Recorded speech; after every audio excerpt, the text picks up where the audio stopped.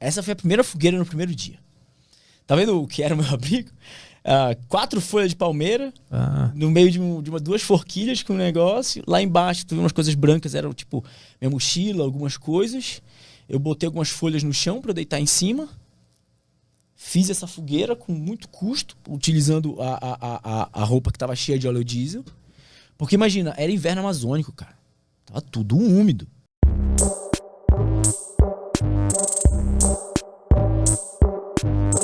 Tu sobe na serra e que tu se torna consciente pela primeira vez?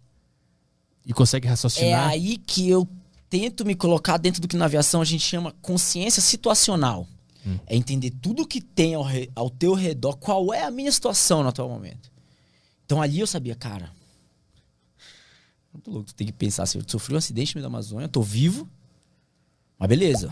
O que eu tenho aqui? Eu tenho água, tenho comida, e aí eu tenho o curso de sobrevivência na selva, que eu fiz em 2014, né? Eu fui precisar dele em 2021. E eu sabia de algumas coisas que eram importantes, como, por exemplo, não beber água nas primeiras 24 horas, porque você não tem tanta água.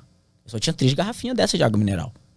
Era toda a água potável que eu tinha. Que no desespero o cara pode querer tomar tudo de uma vez, né? Só que você tá hidratado. Você não tem por que tomar água. Assim como os pães que eu tinha 12 pães. Eu comer agora? De noite, naquela noite? Não. Vai sentir fome? Vai. Guardou por 48 horas, né? Que 48 horas assim, é o que eles dizem, seria o ideal você conseguir. Ah, tá. Tu não vai morrer de fome em 48 horas. Te garanto. Vai na minha que eu sei que eu tô falando. Eu sei que você não vai morrer, velho. Então teu corpo tá nutrido, entendeu? Então isso são conceitos importantes. Outro conceito importante, tá de dia, mas vai escurecer. E aí você precisa de fogo. E você precisa de abrigo. E aí eu parti pra fazer o meu primeiro abrigo e a minha primeira fogueira. Tem também essa foto aí, que foi a primeira. Ela é bem rudimentar, né? Digamos assim. Foi melhorando ao longo do tempo, né? Foi melhorando. Veio. Não sei se o Caio consegue colocar lá. Tu vai ver uma fogueira. Isso. Essa foi a primeira fogueira no primeiro dia. Tá vendo o que era o meu abrigo? 4 folhas de palmeira, no meio de duas forquilhas com um negócio. Lá embaixo, tu viu umas coisas brancas, eram tipo minha mochila, algumas coisas. Eu botei algumas folhas no chão pra eu deitar em cima. Fiz essa fogueira com muito custo, utilizando a roupa que tava cheia de óleo diesel. Porque imagina, era inverno amazônico, cara. Tava tudo úmido. Na Amazônia, na época do inverno, lá só tem 2 estações, né? A estação de chuva, que é quente e chove, e tem a estação que é quente e não chove. Só tem essas duas. Então, imagina você ter que fazer fogo num lugar que chove todo dia. Não tem madeira seca. Só tem madeira úmida. Então, pra você conseguir fazer uma madeira pegar fogo, ela tem que secar primeiro. Então, tu precisa já ter algum fogo. E é engraçado, tu vê a água fervendo e saindo de dentro da madeira até ela virar brasa. Tu queimou a tua camiseta, que tava com óleo diesel. A camiseta, a calça. Eu tirava pedaços. Eu tirava pedaços, aí eu tentava fazer fogueira. Nem sempre dava. Eu tinha que tirar um outro pedaço, porque era muito molhado. E aí tu ia secando as madeiras com esse fogo do na verdade, tecido. Eu tirava primeiro umas madeiras bem pequenas, graveto, depois uns maiores ainda. Acho que lá pra frente já vai. Cara, eu criei um sistema de fazer fogueira. Minha cabeça ela sempre foi muito assim, ela sempre sistematizou muitas coisas, sabe? Acho que isso também é muito da aviação, né? A gente sistematiza tudo. E assim, era muito difícil, cara, fazer fogueira. Era um dos maiores desafios. Mas enfim, passei essa primeira noite e aí fui tentar entender tudo. Era muito difícil. Essa primeira noite ela é interessante porque eu não lembro quase nada. Porque eu acho que eu tava... A descarga de adrenalina foi tão grande que no momento que eu parei. Bum, apaguei. Acordei algumas vezes no meio da noite e tal. Mas não nada... Enfim. Mas tu conseguiu dormir na primeira noite? Então isso que eu digo, assim, eu não sei se eu dei aquela dormida. Eu dei uma apagada. Sabe? Mas eu acordava várias vezes. Até porque, cara, dá muito medo. Você tá maluco.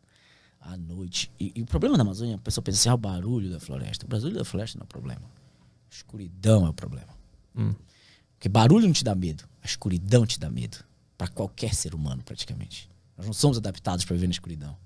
Pra uma criança se apagar a luz do quarto, ela vai ficar com medo. Mas tu via vulto? Tu via uma movimentação que te dava medo? O que era? Não via nada.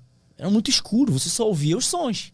E aí sim, os sons fazem diferença. Porque tu ouvir o som no claro é uma coisa. Tu ouve um barulho, tchac, tchac, tchac. Tu vê, tem Pô, o vento tá batendo ali, tá arrastando a folha. Agora, quando tu faz isso sem nada, pra tu não ter referência de nada, você não sabe o que é. Se é vento, se é folha caindo, o que é. O teu subconsciente é uma coisa incrível. Ele, nesse momento, ele vai despertar os medos que estão mais guardados dentro do teu coração. Cara. A tua mente nunca vai pensar na probabilidade mais plausível. Ela vai pensar sempre na pior. Qual era a pior que ele pensava? Porra, nesse uma momento? onça. Uma onça, um jacaré, qualquer outro bicho. Puta, vai morrer muito medo lá tem uns lá, não sei, se botar no Google, põe centopeia gigante. Foi. É um bicho desse tamanho, é horrível. Eu já vi aquilo na Amazônia, eu sou de lá. É horrível. Eu tinha medo daquilo, eu tinha medo de escorpião, eu tinha medo de qualquer coisa, meu. Só que nessas horas, tu precisa entender que esse bicho, velho. Esse é um dos insetos que você corre o risco de encontrar. Cara, mas tu ficava deitado no terreno ou tu ficou sentado? Porque deitado no terreno onde pode passar um bicho desse aí, não tinha o que fazer. O corpo apagou e ficou deitado. Mas os outros 36 dias eu dormi no chão, cara. Aí tu começa a entender o medo. Tu começa a administrar o medo.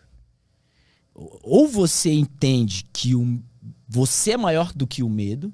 Qual era o meu jogo mental? Porque assim, terminou esse dia, eu desci a serra e fui de volta ver se tinha sobrado alguma coisa do avião que eu pudesse usar. E não tinha nada. Queimou tudo. E aí eu segui novamente o que diz o procedimento. Fazer o abrigo próximo dos destroços. Porque é lá que as buscas vão atrás. Uhum. Então eu fiz depois uma barraca melhor. Aí foi que eu digo no livro que eu fiquei 7 dias ali. Esses 7 dias me serviram de muito aprendizado. Aprendi a fazer a fogueira melhor. Aprendi a fazer um abrigo melhor. Né? Comecei a usar a vegetação que estava próxima. Comecei a ver onde eu podia pegar água daquele córrego que tem que ser água corrente. Né? Comecei a tentar conhecer o que estava ali. Mas é incrível. O pior dos aprendizados é lidar com o medo. Mas em nenhum momento tu quase colapsou e começou a chorar, deitado no chão, pensando, fudeu, vou ficar aqui até morrer de fome? Cara, passado esses dias, vou responder tua pergunta com uma história. Passado esses dias, desde o primeiro dia, do segundo dia, eu conseguia ouvir os aviões da equipe de busca. Só que eles estavam sempre longe. E eles fazem uma varredura, né? Tem a rota, eles vão fazendo uma varredura na rota. E se eu tava no meio da rota, eu sabia que levaria alguns dias até eles chegarem lá. Uhum. E aí, putz, todo dia era aquilo, cara. Eu ouvia os aviões, à noite eu ouvia aviões. Cara, eu tinha que ir contra esse medo, sabe? Sair do meu abrigo com a lanterna. Nossa, dava muito medo fazer isso. Eu saía do abrigo, aí eu andava mais ou menos uns 3 metros afastado da barraca, do abrigo, era onde eu tinha uma clareira. Aí eu ficava agachado assim com a lanterna, focando pra cima, cara, na esperança que alguém visse, cara. Toda noite eu fazia isso. E passou o primeiro dia, passou o segundo, terceiro, quarto. Quando foi no 5º dia, eu consegui ouvir o barulho daqueles aviões chegando perto. Foram 5 dias no silêncio. No 5º dia, som de avião. Não, todos os dias com som de avião lá longe. Ah, lá longe, No entendi. 5º dia ele começou Mais perto. ficando mais forte, mais forte. Eu falei, caraca, tá chegando. Uhum. Eu sou um cara muito otimista, eu sempre fui. Né? Quando eu caí ali, a minha mente ela só pensava assim, eu só preciso sobreviver por uns 8 dias, que é o período de busca. Eu só preciso me manter vivo, eu só preciso me manter vivo. E era o que eu tava tentando fazer. E quando foi no 5º dia, esse cara veio vindo barulho, veio vindo. Isso era umas 10h30 da manhã. Aí eu peguei as sacas, peguei tudo que eu tinha, corri pra clareira, comecei a acenar. Cara, eu vi o avião passar em cima de mim, assim, uns 2.000 pés. Passou um casa da FAB. Aí depois ele veio, passou de novo. E eu acenava. Não dava pra fazer fogueira, tava tudo molhado, era um dia nublado também. Aí ele passou de novo. E foi embora. Minha única esperança de ser resgatado foi embora. Cara, aquilo foi um baque, velho. Para um otimista, tu acabar com a última esperança dele é duro, porque ele não quer abrir mão dessa esperança. E aquilo, acho que assim, existem níveis de desespero. Níveis de desespero. Às vezes a gente pensa que tu tá desesperado, tu sabe se tu tá desesperado mesmo. E aí nessa hora, nesse dia, eu falei assim, não, eles não vão me tirar daqui Aí eu vou sair. Peguei minhas coisas todas e comecei a caminhar. Comecei a caminhar na direção sul. Né? Falei, não, vou ter que sair daqui no braço. Daí fizeram umas 2 horas da tarde, né? Imagina, eu fiquei de 10h30 até 2 horas. Porra, cabeça... O que eu vou fazer, cara? Mas tu tinha noção de onde tu tava? Tinha, no espaço geral? Se você for ver lá, tem um mapazinho, que é também uma tela do celular, que era o aplicativo de navegação aérea que eu tava usando. Aí, achou. Essa era... O teu celular tava funcionando. Esse é um print screen do meu celular. Olha lá, tinha 15% de bateria. Tá? Uhum. A ponta da setinha rosa é pra onde eu tava apontando o celular. Por isso que não tá exatamente pro norte, tá? Que essa linha que passa de cima a baixo tá apontando pro norte. Uhum. Ou seja, eu decidi caminhar pro sul. Mais ou menos pra gente ter aquelas partes verdes. Por quê? Porque eu vim do sul. A minha rota era mais ou menos ali na diagonal. Cadê o cursor do mouse? Tá vendo 2 bolinhas ali em cima? 2 bolinhas... isso aí. A minha rota era pra primeira bolinha. E eu vim ali debaixo daquele ponto laranja, mais ou menos. Então essa era a minha rota. Lá no final, canto de baixo à esquerda. Não, lá, laranja, uma bolinha embaixo, laranja, lá embaixo, lá. Aí, porque não tá no mapa, esse tá reduzido. Mas era praticamente essa a rota, entendeu? Uhum. Do início ao fim. E eu caí bem no meio. E aí, com isso, eu falei, não, vou tentar caminhar pra cá, porque eu sei que tem fazendas pra cá. Vou tentar chegar numa fazenda. E aí eu comecei a caminhar. Caminhei por uns 40 minutos. E aí eu tava numa área de muita água. O terreno era instável, muita folha. E era uma área de vale. Eu ainda ia passar por muitas dessas. Só que eu não conhecia direito. E é um lugar horrível de caminhar, cara. É úmido, tudo dentro tá podre, tem muitos insetos, é difícil, porque o terreno é instável. E eu tinha que ir batendo pra ir passar. Só que eu comecei a encontrar partes com os galhos caíam, com espinho. Caía cupim, cara. Ferrada de cupim dói muito. E ele caía aqui por dentro da camisa, eu tava com a mochila. E aí suado, cansado. Eu tentei fazer isso por uns 40 minutos, 1 hora. Até que eu falei assim, eu não consigo. Eu não vou conseguir sair desse mato. Eu não tenho facão. Como é que eu vou cortar isso aqui que eu não tenho facão? Eu só tenho um pedaço de pau. A tua esperança era ir desbravando aquele mato até achar uma fazenda. Porque eu tinha passado por algumas fazendas. Uhum. Só que eu não comia numa hora, cara. Foram 40, 45 minutos. Aí eu falei, não dá. Voltei pro meu abrigo, de onde eu tinha saído. E essa volta, eu costumo resumir como o pior sentimento de derrota que eu já senti na minha vida. E eu já tomei muita canelada, bicho. Mas tu lidou com essa volta como uma derrota? A minha esperança de sair de lá era ser resgatado. Os caras tinham acabado de ir embora. A minha última esperança era caminhar. E eu acabei de ver que eu não conseguia caminhar. Porque não tinha como passar por aquilo. Eu não tinha um facão, não tinha nada. Eu não conseguia sair do lugar. Cara, eu fiquei 40 minutos, eu acho que eu não andei nem 50 metros. Não tem ideia. E aí voltei. Eu voltei numa derrota, num sentimento de fracasso, velho. Que pela primeira vez eu pensei na morte. Agora eu vou morrer. Até então nada de morte tinha passado. Otimismo. Mas aí agora eu falei... A derrota era pra floresta. O fracasso era diante da situação, cara. Imagina, eu não podia fazer mais nada naquele momento. Eu que tentar me manter vivo? Até quando? Os caras passaram em cima de mim e não me viram. Se eu for morrer aqui, quanto tempo eu vou levar pra morrer? De fome? Já viu alguém fazendo greve de fome? Os caras levam semanas pra morrer. Era o que aconteceu comigo, cara. Eu ia levar semanas pra morrer. E aquilo ficou martelando na minha cabeça. E aí eu tenho... Hoje eu digo coisa de... Vai fazer 7 meses que eu fui resgatado. E tem uns 6 meses que eu consigo descrever esse sentimento. Eu não conseguia descrever ele até um tempo atrás. Eu procurava uma palavra para esse sentimento. Mas não tem essa palavra em português. Tem essa palavra em inglês. É hopeless. Hopeless, você põe less pra tirar as coisas, né? E hope é esperança. Então é a ausência de esperança. 0. E quando teu coração ele não tem mais esperança nenhuma, a esperança é a última que morre, tu é tomado de todos os sentimentos ruins que tu pode imaginar na tua vida.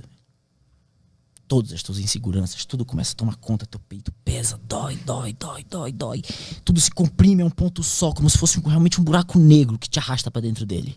E que tipo de sentimento ruim? Tu lembra de coisas da vida ou são o sentimento puro, só ele, sem a lembrança junto? É, cara. É só o sentimento puro. Já teve depressão? Uhum. Depressão, ela vem, ela pesa aqui dentro, tal, até um ponto que ela dói tanto que tu quer morrer, cara. Só quer que pare de doer. Uhum.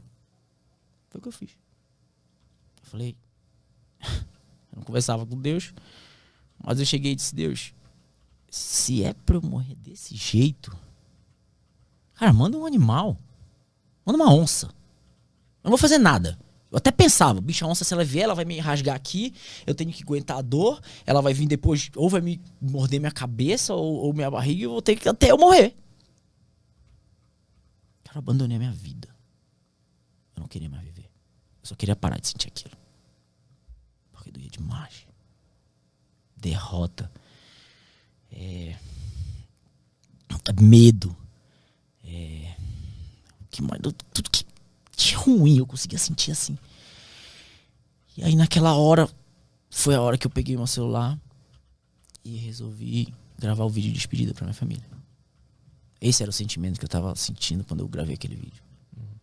E eu falei pra cada um da minha família o quanto eu amava eles, que eu não sei quando eu ia encontrar aquele avião, mas eu ia tentar me manter vivo. E aí eu comecei a me emocionar e desliguei.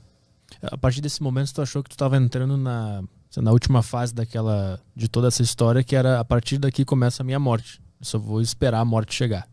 Esse é o lance. Isso. E aí, no meio desse turbilhão de sentimentos, eu tinha gravado esse vídeo pra minha família, né? E... cara, eu tava sozinho já, 5 dias no mato. E tendo que suportar isso. E aí eu comecei a lembrar da minha família. E aí eu comecei... eu lembro o pensamento exato. Eu pensei assim, cara, eu nunca mais vou dar um abraço na minha mãe, velho. Nunca mais vou sentar na minha mesa com meus irmãos, conversar qualquer besteira. Aquilo doeu muito. Muito. Só que aquilo também me fez lembrar o quanto eu amava eles. Eu queria muito estar com eles de novo. E isso fez renascer a esperança no meu coração. O amor por eles. Então, naquele meu coração amargo, de sentimentos ruins, de repente apareceu um sentimento bom. Um amor. De repente apareceu um outro, esperança. Aí de repente minha cabeça falou assim, não. Eu não quero morrer aqui. Eu quero ver minha família de novo. Isso é o que eu quero. Aí me apareceu uma coisa chamada propósito. Amanhã eu vou dar uma palestra falando sobre o poder do propósito. Só que, apesar de eu ter esse sentimento, de eu querer muito isso, eu tinha acabado de sair daquela floresta. E eu não tinha conseguido andar por ela. A minha cabeça tinha acabado de aprender que aquilo era intransponível. Eu desisti. Uhum. Entendeu? Então eu tava física e psicologicamente, eu não conseguia saber como eu ia sair dali. Materialmente era impossível. Não tinha como fazer nada. Eu tinha acabado de tentar. Uhum. Tinha acabado de tentar. Não é uma coisa que eu tentei mês passado. Tinha horas que eu tinha tentado. E foi aí que eu entendi. Foi aí que eu botei no livro. Falei pra Deus, falei, tá na hora de a gente lavar a roupa suja, bicho. Porque eu já entendi que sozinho eu não vou sair daqui, não. Eu preciso de alguma outra força. Porque a minha força física e psicológica eu já vi que não dá. E, eu acho que de repente eu posso voltar nesse 5º dia outra hora, porque pra gente falar de outras coisas, porque mudou tudo. Foi aí que eu entendi que nós temos uma força absurda que tá dentro de cada um de nós. Que a gente não sabe como buscar ela. Mas tu diria que tu conseguiu encontrar ela porque tu tinha perdido todas as esperanças? E aí tu achou ela no fundo do poço, depois do fundo do poço tu encontrou essa força aí? Isso. Exatamente isso. Só que é um processo, né?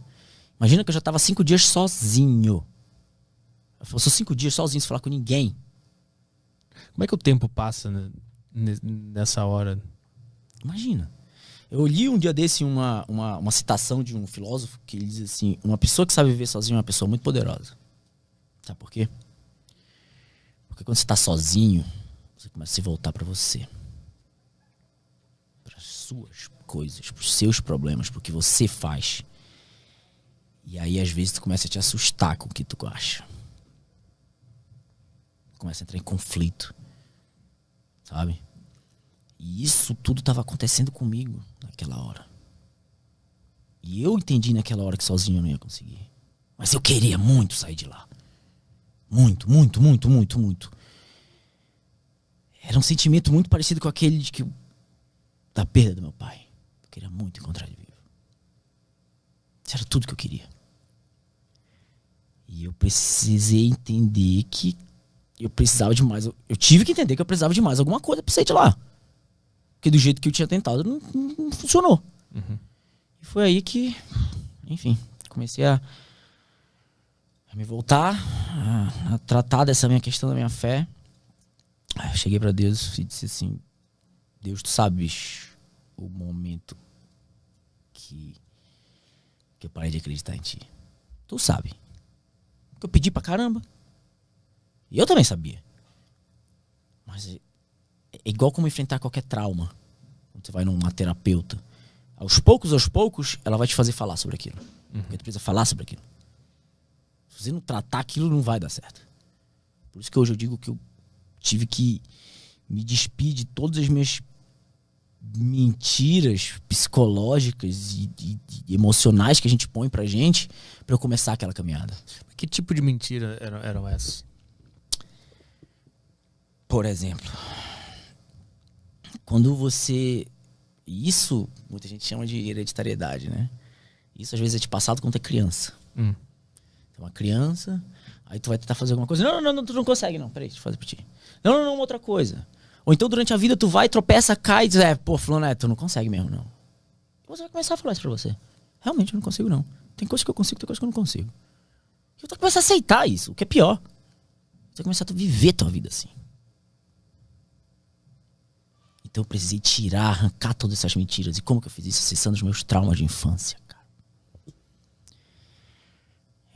Durante aquela conversa, onde eu tive que falar sobre o meu pai, e isso é muito louco, né? Porque a gente põe nossos pais num pedestal. Nossos pais são quase que nem Deus, normalmente, né? Meus pais não fazem nada de errado. Meu pai é uma pessoa muito boa. Minha avó é uma pessoa muito boa.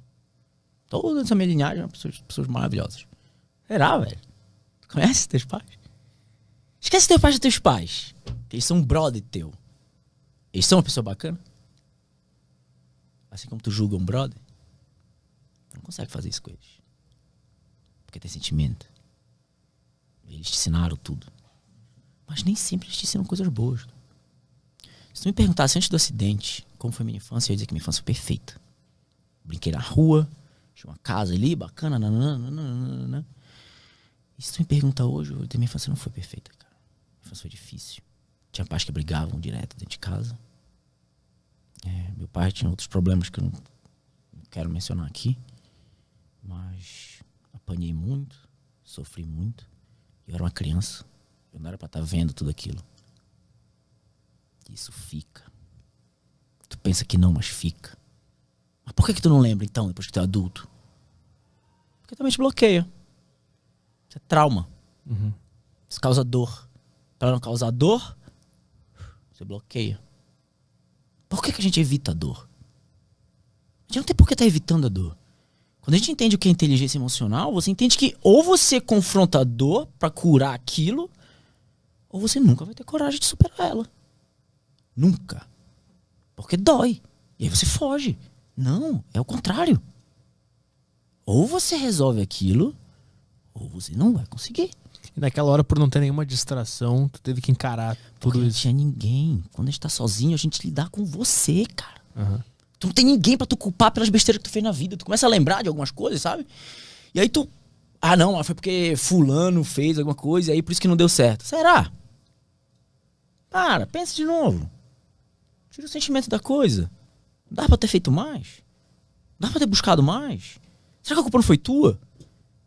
E eu te garanto que quanto mais tu fuçar, mais tu vai ver que a culpa é tua. Porque no fim das contas, fazer o certo ou fazer o errado é sempre uma decisão tua. Agora, a gente acaba sendo induzido pelas coisas que a gente aprende desde criança na vida a tomar a decisão errada várias vezes. Então eu tive que tratar um bocado de trauma de infância junto com essa minha reconexão com Deus. Isso tudo aconteceu ao mesmo tempo, cara. Muito louco, assim, sabe? Até hoje, às vezes, eu digo assim, foi um tratamento de choque. Choque mesmo. E esse era só o início do tratamento. Porque ainda tinha uma caminhada de 28 dias pela frente. E eu não tinha a mínima ideia. Aquele pedaço que me fez desistir, eu passei por pedaços muito piores, cara. Muito piores. Qual foi o primeiro dia que tu se reencontrou com Deus? Que tu começou a falar com ele? Foi no sétimo? No quinto dia. Foi no quinto Esse dia. dia que eu tô te falando. Isso é exato. No quinto. Tudo isso aconteceu. No quinto dia. E aí eu disse, Deus, pô, meu pai, cara. Tu fizeste, pô, e tal. E aí o que eu pedi foi, Deus, me devolve minha fé. Eu preciso de minha fé pra caminhar. Porque eu sabia que eu tinha que caminhar. Depois de tudo isso aconteceu, eu vou deixar um pouco dos detalhes pra galera que quiser ler o livro.